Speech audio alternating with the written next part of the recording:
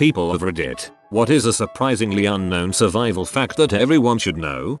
This is a tip for surviving with mental health issues. I often ignore my own advice, but when I remember to do it, it usually helps. When you're feeling super depressed, ask yourself these questions. Am I thirsty? Am I hungry? Am I tired and in need of sleep? Have I showered today? Have I gotten up and walked around in a while? Have I gotten out of bed and dressed? I find that a surprising number of times something else on that list needs attending to, and once done, I often feel better. There's no cure for depression. There's just learning to manage and live with it. Hope that helps someone.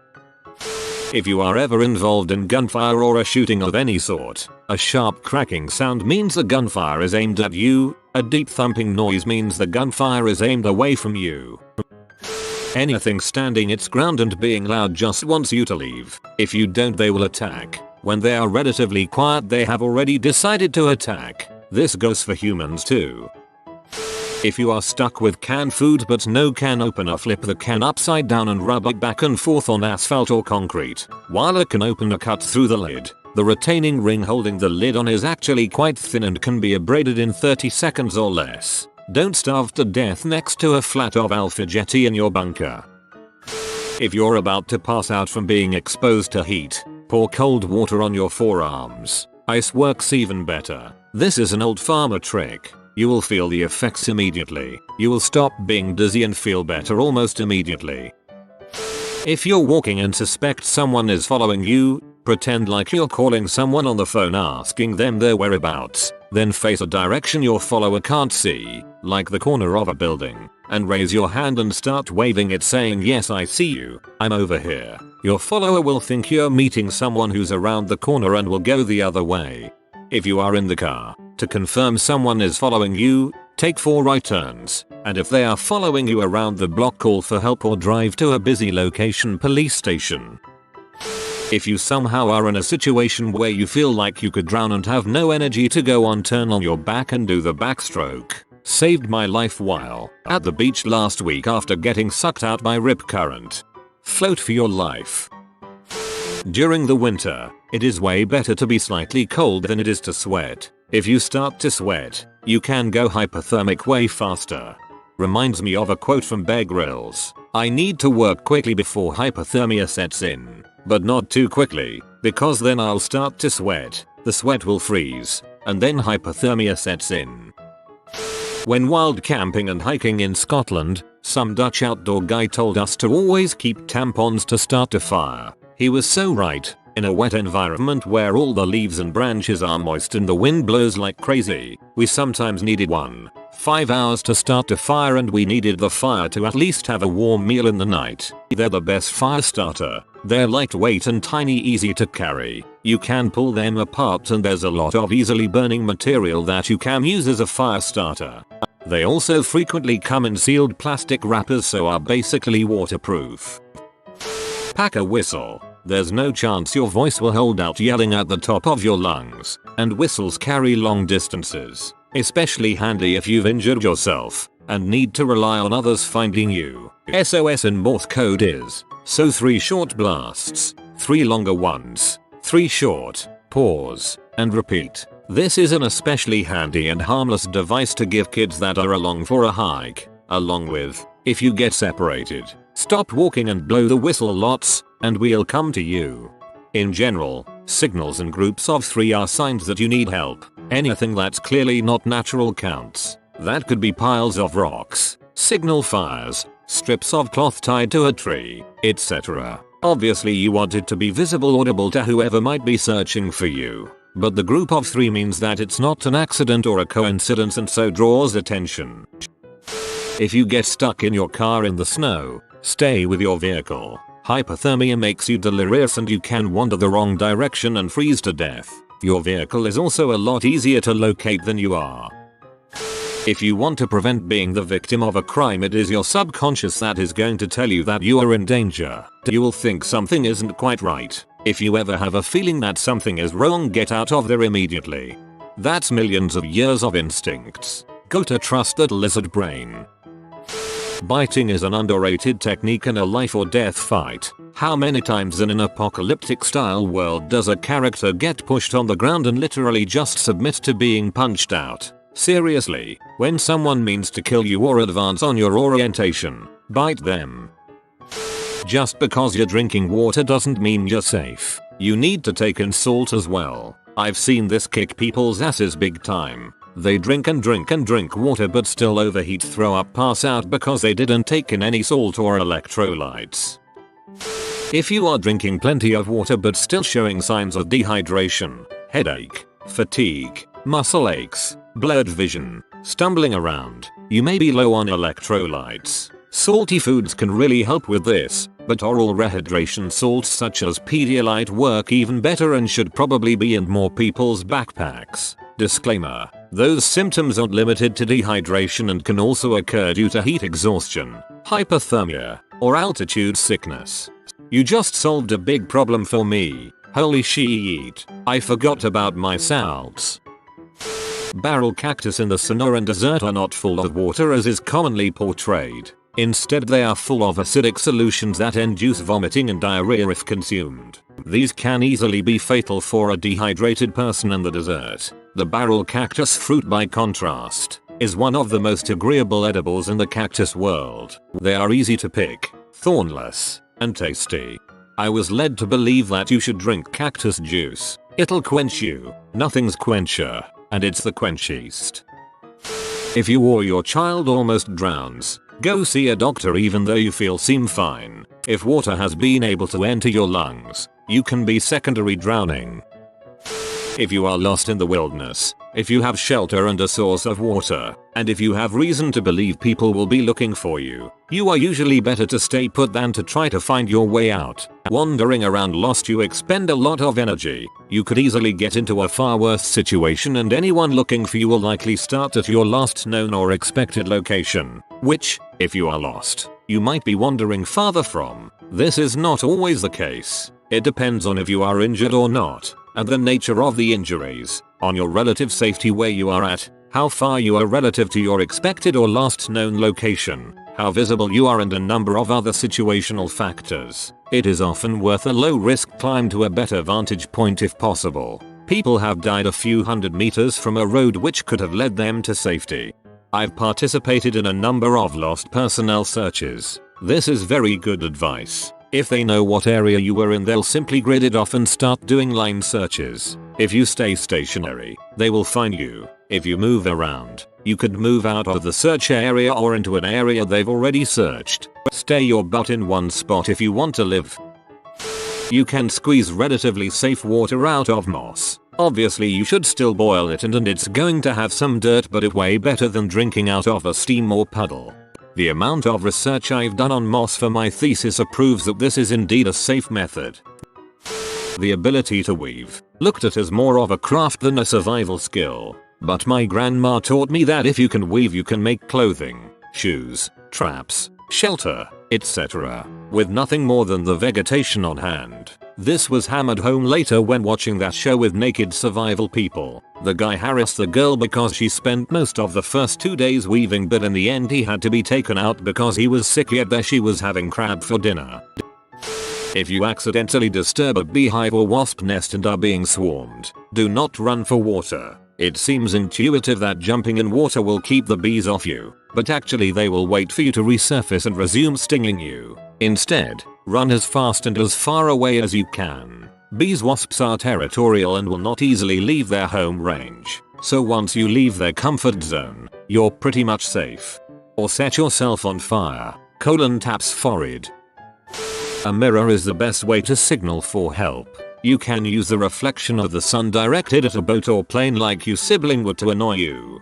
The proper way to use a mirror to signal for help is to hold up one hand with a peace sign and position it so that whatever you are trying to signal can be seen between your fingers. Then shine the light from the mirror on your fingers. This guarantees that whatever you are signaling can see the light.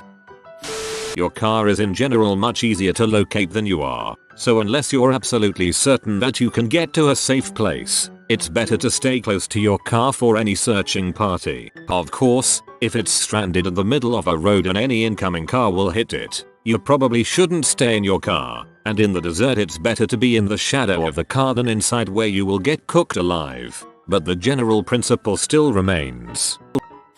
I used to be in military cadets when I was a teenager. The most important thing I've been taught to take care of is my feet. He mentioned how if you're gonna wash one thing that it should be your feet, as you take them for granted. Think of how difficult it is to get out of a survival situation where you have trench foot. Even if you're in a spot where you can't wash your feet, just take your boots, shoes and socks off and let them air out and dry. Water filters are really easy to make. One layer of gravel and a layer of sand split half and half on your container will pull most stuff out. Just boil the water before drinking. Glasses lenses can be used to start a fire. Think magnifying glass. Much easier than the 2 sticks method. It's better to run a little colder when outside in winter than to sweat. If you sweat and you have no shelter, you die. Being colder just burns more calories. To a degree, applies at any temperature below +10°C generally. Irrigation canals and culverts make mediocre shelter from tornadoes, but better than nothing. Lay flat and point your feet in the direction of the wind if in an open ditch. Same advice applies for explosions. Lightning will strike the same place twice. Coyotes are not friendly nor wily. If lost in the wilderness, order of survival is shelter, fire, water, security, food. Half of surviving is staying positive. Landlines will work if the power is out. The glasses trick only works with certain prescriptions. But I have also been told by an internet stranger a drop of water on the lenses will make it work if you're nearsighted. Never tried this myself though, so take it with a grain of salt. A lot of landlines are now VoIP, internet phones. These are power dependent. I didn't realize this, as I live in a province the physical size of Texas, size of France for our European friends, with only a little over 1 million people in it. We're a little slow on the upgrade outside of major centers. Water filter details. You'll need a waterproof container. Poke holes in the bottom and fill 1/3 to 1/2 ways with gravel. Fill the rest with the finest sand you can find. This will pull things like large sticks, some parasites and mud out of the water. You might have to run it through a couple of times if your container is smaller, like a water bottle. It isn't guaranteed to remove bacteria, smaller parasites and viruses out though, so boil thoroughly before drinking still. Most chemicals like pesticides will make it through as well, so try to avoid water sources downstream of agricultural areas. Bonus points if you add a layer of crushed charcoal in. It will help filter out some of the smaller stuff and absorb some of the pollution in a water supply as well. Charcoal layer should go between the sand and the gravel. Then simply flow water through it. If you are disorientated underwater, hold your hand over your mouth and exhale lightly. Bubbles go up. If you are disorientated on land, you can let some spit dribble out. Spit goes down. I've hiked and backpacked thousands of miles over the years, and the simplest thing that could make or break your survival in many outdoor situations, especially a lost in the wilderness situation, is a band-aid. Always bring a band-aid or moleskin hiking, not for cuts, per se, but for blisters. If you start to feel irritation when walking long distances, you have to address the spot quickly. A blister can absolutely debilitate even the most in shape, athletic people. It's what every seasoned hiker learned the hard way at some point. Always be wary of children that have lost their parents, as it's a common ruse for abduction, especially if the child tries to lead you somewhere. What you should do in those situations is keep the child with you and contact emergency services. It may be in your instincts to follow a lost child to where they claim they last saw their parents, but it isn't worth the risk. Let the authorities take care of it. If the child is lost, you'll have helped them. If they aren't, you've dodged a bullet. Always play it safe in situations like that. Weirdly enough, I learned this lesson from Fallout 4 Mayo. It wasn't a child, but some random woman was crying and screaming for help, and when I approached her, she had me follow her into some abandoned building. Sure enough, as soon as we enter, she runs into a back room and a bunch of bad guys start shooting at me. SMH. When I was a producer on The Amazing Race, our security team always briefed us at the safest floors. In general, in a hotel were 4 through 7. Above the 4th floor is the safest zone from any kind of bomb or explosive that might be driven or tossed into a building, and below the 7th floor gives you the best chance of survival from a fire. I got so many other great travel tips from them, but that one has always stood out, and to this day, I request a room between those floors. If you're trapped in an extremely cold environment, a rudimentary igloo will keep you relatively warm if you're smart about it. They keep heat in fairly well. However, always be sure to mark where you are with something that won't get covered in snow, so if rescue comes they don't miss you in the snow.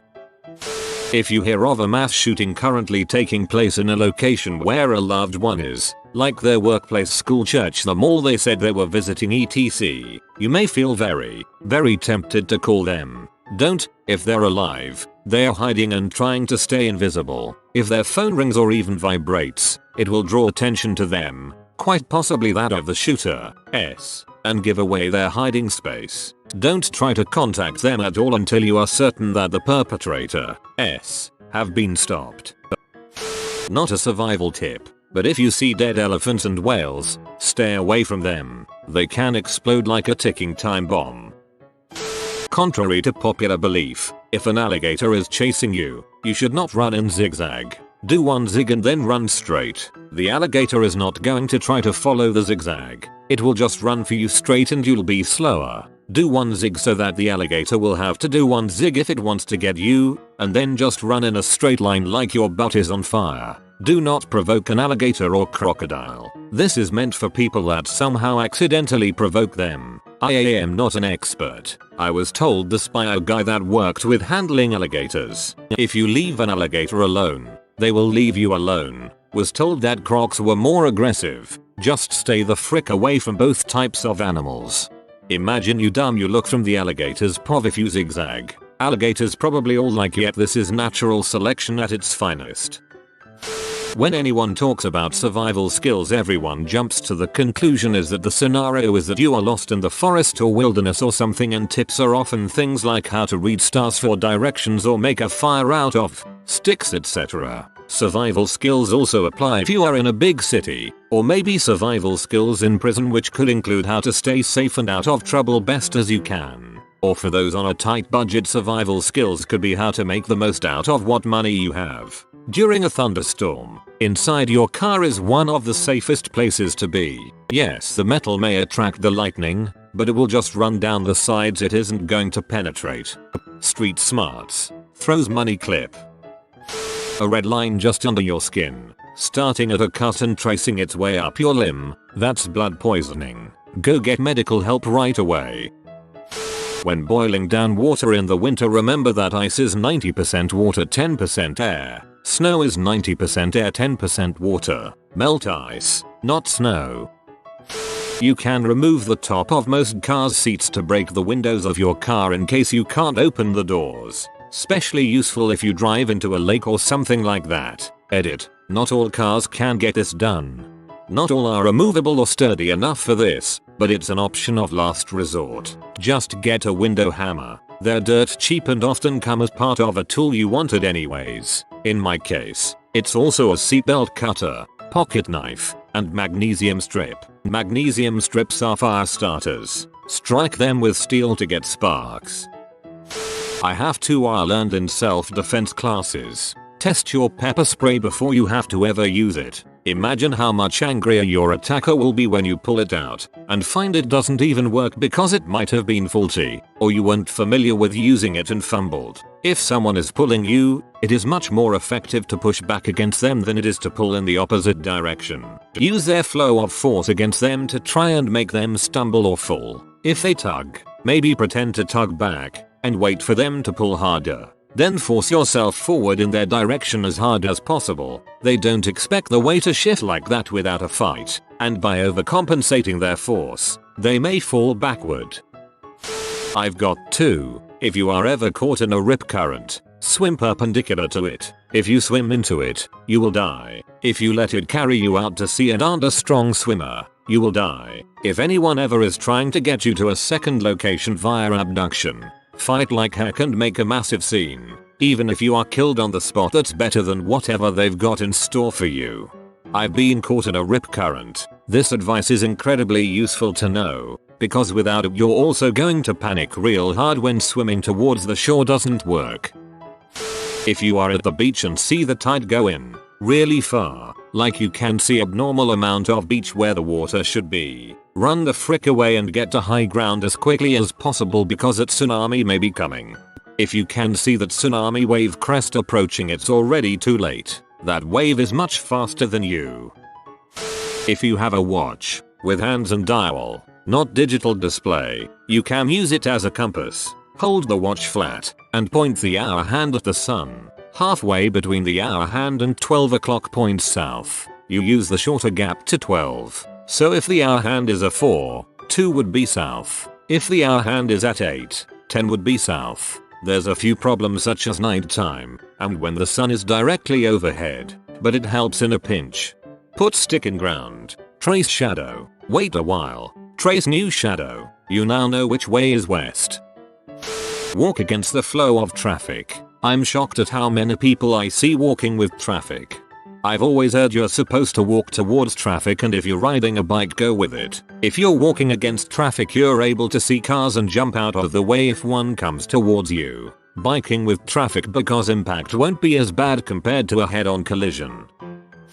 While on the platform waiting for a train subway, stand sideways facing the direction the train is coming. This is so that your body is facing parallel to the tracks, and if someone pushes you or bumps into you, you will not fall into the tracks. There have been cases of crazy folks just shoving people onto the tracks. If you are facing the track, you can only stop your fall if you step your foot forward, which you might not be able to. If you are standing sideways, not only can you see someone coming at you from the side, but your feet are planted in such a way that you can resist a shove. Facing the direction the train is coming for also allows you to see that a train is coming. A towel is the most useful thing to have. You can dry yourself if you are wet, but it is also a blanket if you are cold, can give shade if it is warm, or you can use it to wipe your sweat. It's a hat, a cushion, a bag.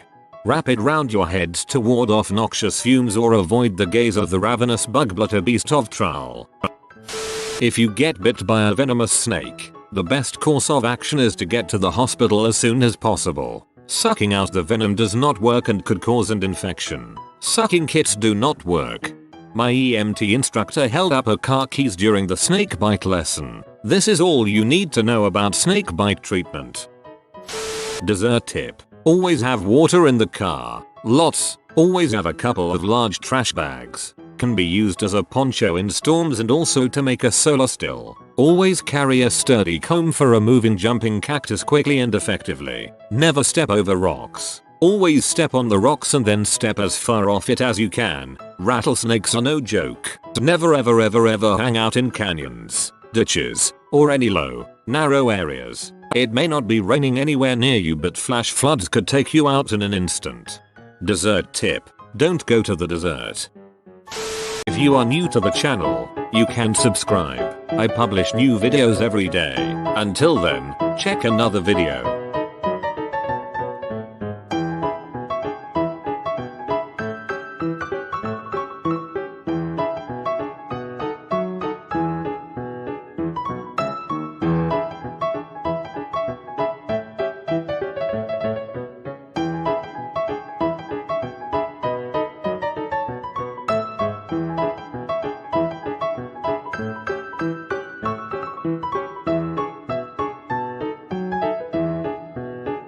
Bye for now.